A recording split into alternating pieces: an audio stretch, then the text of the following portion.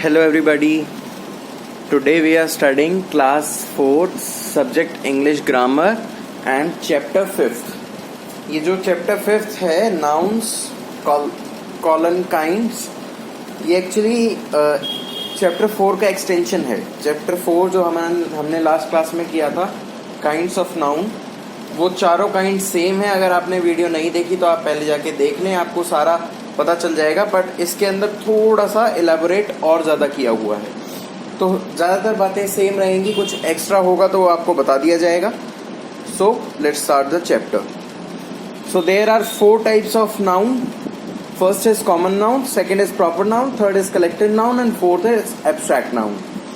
Direct हम example से समझने की कोशिश करेंगे. कॉमन नाउन क्या होता है?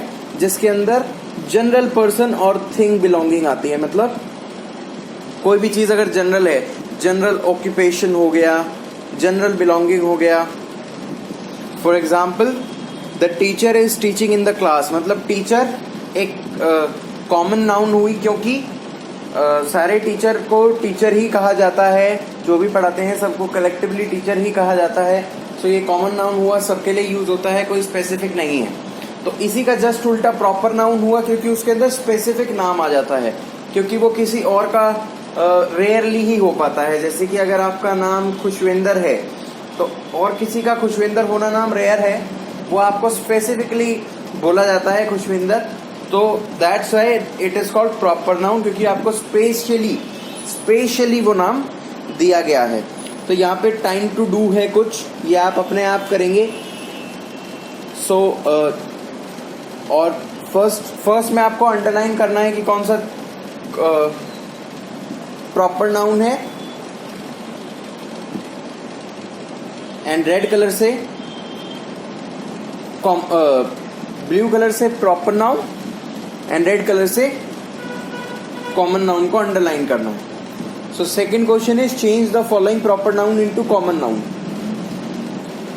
अब मैं आपको एक बता देता हूं. जैसे इंडिया एक स्पेसिफिक नाम है, तो ये प्रॉपर नाउन है. इसको कलेक्टिव नाउन में कैसे कन्वर्ट करेंगे? इंडिया है क्या? India is a country. तो कंट्री हर कंट्री के लिए यूज होता है, so it becomes common noun. So India को हम कन्वर्ट करेंगे कॉमन नाउन में, तो वो बन जाएगा country. So that's how you have to do this exercise. Moving on to the next one. Collective noun मैंने बताया था आपको, किसी भी चीज के गुच्छे को, किसी भी चीज को इकट्ठा करके बोला जाने वाला शब्द ही कलेक्टिव नाउन कहलाता है. जैसे कि बंच, फ्लॉक, हर्ड, बंडल. सो ये आपको एक्सरसाइज भी करनी है इसमें. जैसे ये आप याद कर लें कि अगर कैटल, डियर और वेल का झुंड होगा तो उसे बोलेंगे हर्ड ऑफ. ठीक है. शीप और बर्ड का झुंड होगा तो उसे बोलेंगे फ्लॉक ऑफ. तो ऐसे सारे ये याद कर लें कि किस समय हर्ड यूज होगा, किस समय फ्लॉक यूज होगा और किस समय क्या यूज होगा. सो ये बहुत हेल्पफुल रहेगा. और ये टाइम टू डू आप अपने आप करेंगे. एब्स्ट्रैक्ट नाउन पे आ जाते हैं. Noun that refers to ideas, feeling, thoughts and emotions. मैंने बताया था आइडियाज हो, फीलिंग्स हो, थॉट्स हो, इमोशन हो, ये सारे होते हैं एब्स्ट्रैक्ट नाउन में. जैसे कि hatred, love and bravery, kindness, ये सारी चीजें या तो क्वालिटी हैं या फिर इमोशन है. तो ये सारी चीजें एब्स्ट्रैक्ट नाउन में आएंगी.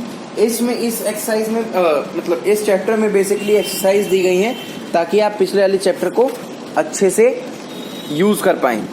सो this was our chapter of class 4th noun kinds. Thank you so much and have a nice day.